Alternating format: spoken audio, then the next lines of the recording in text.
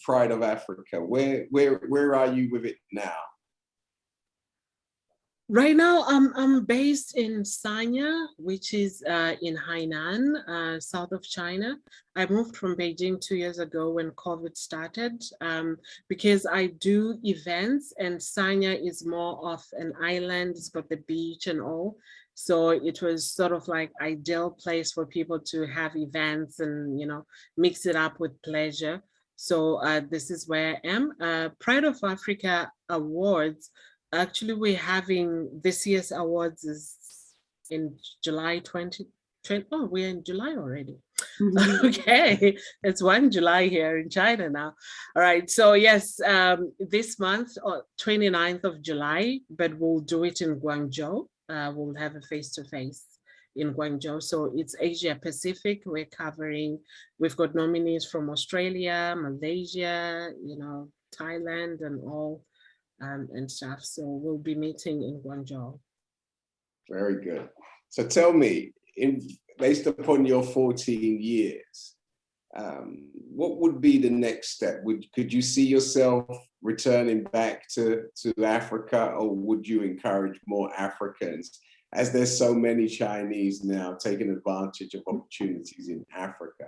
Do you think we need to balance that by more Africans going into China and different parts of Asia to balance the opportunities? Because as I was discussing with you off air, when I looked at the relationship between Australia and China, it was more of a partnership relationship.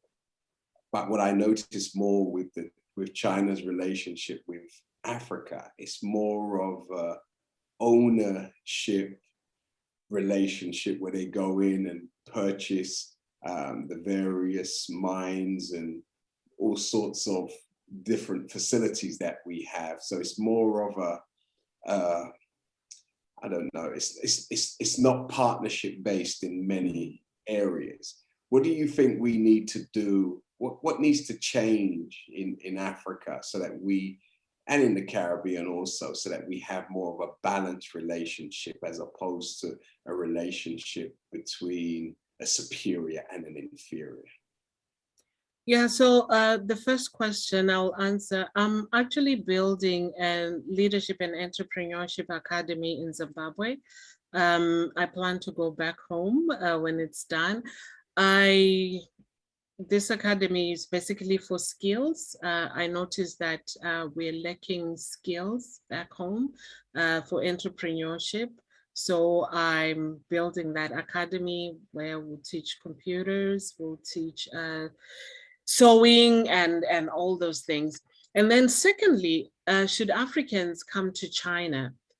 Honestly speaking, I would love that, but we need to work on changing the policies. I think the people that we should convince more are our leaders.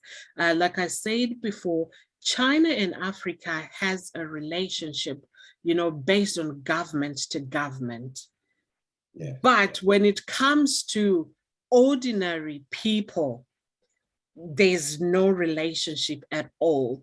If I tell you right now that for an African to actually get a work visa is so hard, they don't, whether you're qualified, they would rather give a white person who did not go to school a work permit than an African who is a PhD holder or who has experience. They would not give it to you. So we still need to work with our leaders, because I'm always saying that I don't understand why our leaders come to China and have meetings, but then our people are struggling here. Like you say that we've got a whole lot of Chinese people in Africa. They own businesses. It's easy for them to come in and own businesses. But for us, it's so hard, because the difference with China is, at least with you guys in the West, you can even get credit cards to buy things. In China, you don't even get a credit card. If you don't have money, you don't have money. There's no one who will give you a loan. There's no loan to get. So you have to do that. So I still think we need to work. What I can advise our people is there's a lot in China that we can do. There's a lot that we can tap into to take back home. And if we can organize ourselves, I don't know, whether money clubs, because I would give you an example. This question, I passed it on to one of the meetings that I had with some ambassadors. I was like, how is it that in Africa, a tender maybe to build a school or to build an apartment will be given to a Chinese? Why not an African? Why not an African? And I know maybe as an individual African, I cannot. But if I am to come together with 10 or so Africans and we say, hey, I have 20,000 or I have 10,000, you've got 10, and then 10 of us come together, we've got 100,000, we can actually renovate that school. Why do we have? So I think we just need to change how we also think, you know, those opportunities that we're giving away, we can actually do it. And I'm sorry, but I'm going to say this to our Africans. I know as Africans, when we go outside, we disassociate ourselves with Africa. You know, when we get the British passports, the US passports, we want to call ourselves that and really forget about home.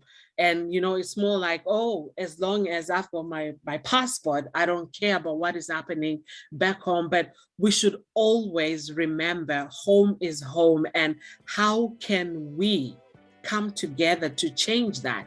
Because for me to say people come to China, I would rather, you know, we people in the diaspora try and do something back home.